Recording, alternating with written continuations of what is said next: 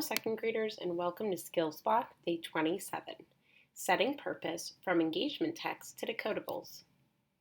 Our learning targets for the day: I can tell what I learned from the text all about maps.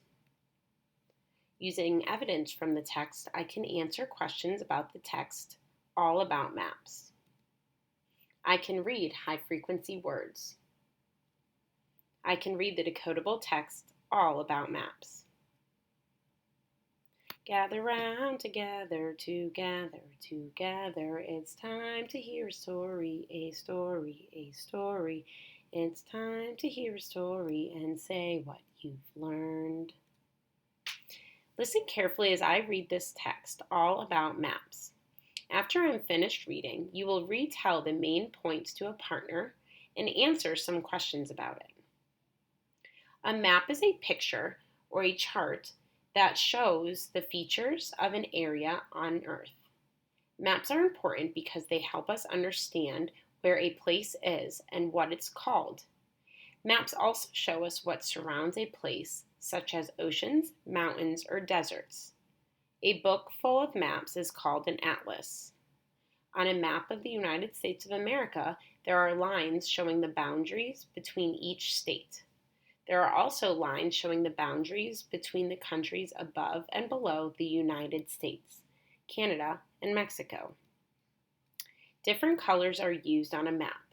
Each state on a U.S. map is usually a different color. Bodies of water, such as lakes and rivers, are blue.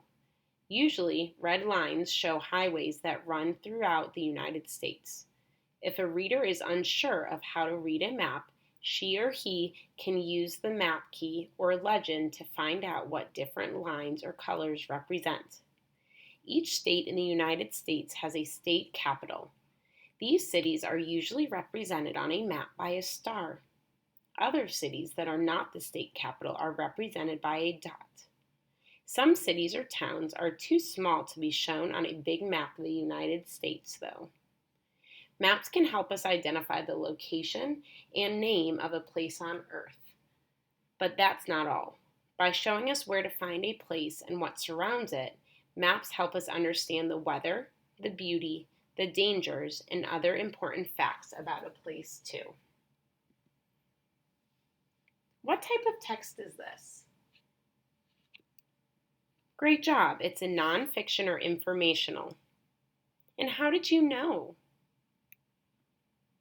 Because it has real information and facts about maps. What is the purpose of this text? To explain what's on a map and to explain the purpose of a map. Let's think about our vocabulary and language from the text. What is an atlas? A book full of maps. Great job. And the text says, if a reader is unsure how to read a map, she or he can use the map key or legend to find out what different lines or colors represent. What does unsure mean? It means you're not sure. It has that prefix un, which changes the word to not sure.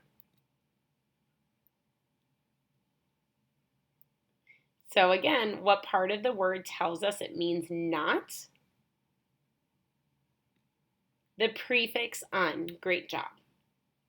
What must a map key or legend be?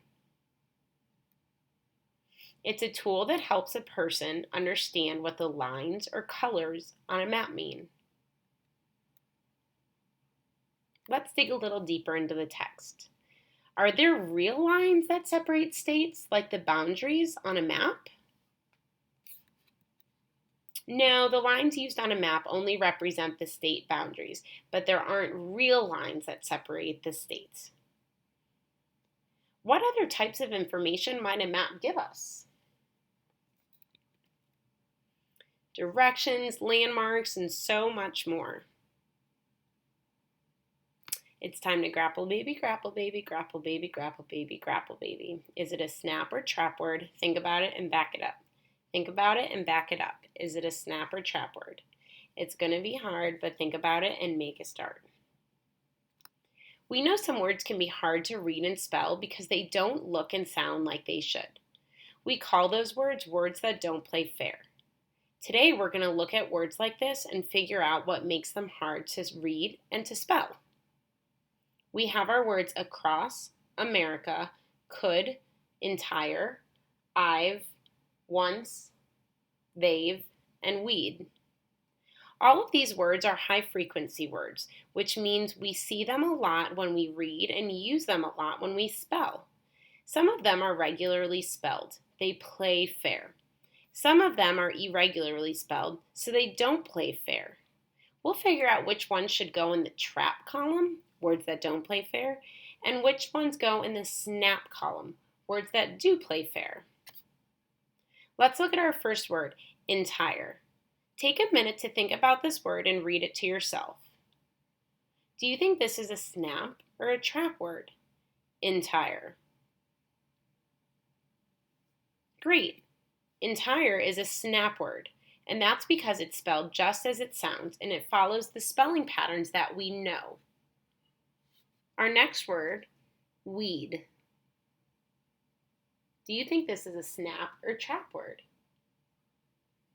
Great job. Weed is a trap word because it can also be sound like weed from a weed in a garden. Make sure you're practicing by writing these words down and spelling them correctly. Our next word is across. Across. Across is a trap word because it has a schwa in it. Our next word is America. America. Also a trap word because of the schwa. Our next word, could. Could is a snap word. I've. I've. Also a snap word. Two more. Once. Once is a trap word. And our last one, they've. They've. They've is a snap word. Great job. Please make sure that you're writing these down so you're practicing your spelling as well. Now you will read a story, a story, a story. Now you will read a story with words that you know. First, we'll read the text together, all about maps. First, we already read our text together, all about maps. Now we're going to read a related text, Map of America. This text is filled with words that you can read. There are decodable words, and there are some words that don't play fair, like another with its schwa sounds.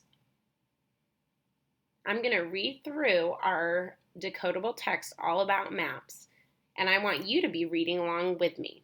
Then we're going to look for some of our high frequency words.